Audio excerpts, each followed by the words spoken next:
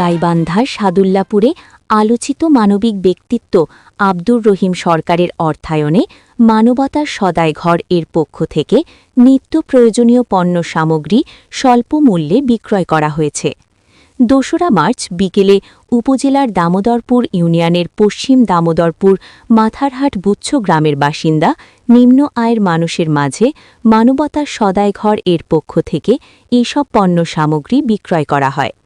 উল্লেখ্য, সাধারণ মানুষের উপকারার্থে শাহে রজজান উপলক্ষে এ সময় উপস্থিত ছিলেন মোহাম্মদ কাউসার হাবিব আকাশ, জীবন ফিয়াদ, আইনুল ইসলাম, মনির শেখ, ইসরাফিল শেখ, সাইফুল ইসলাম।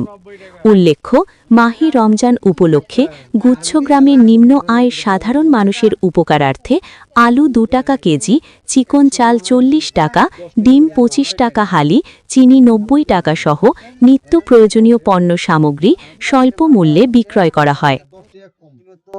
ঠিক আছে, এই সিস্টেমে শুটকি আছে 10 টাকা না কয় টাকা ভাইলে শুটকি? 10 টাকা।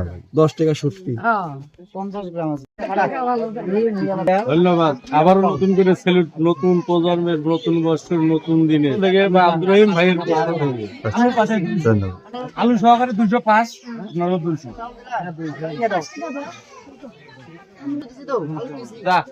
লিখছে মনে হয়।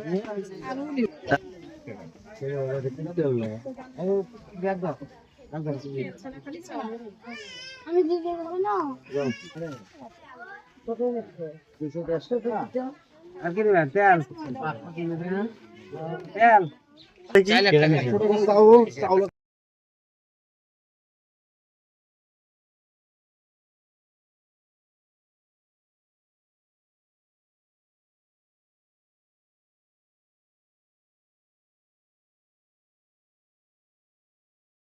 ভাই যাও, আগে যাও, ওডি দাও টাকা, ওডি দাও।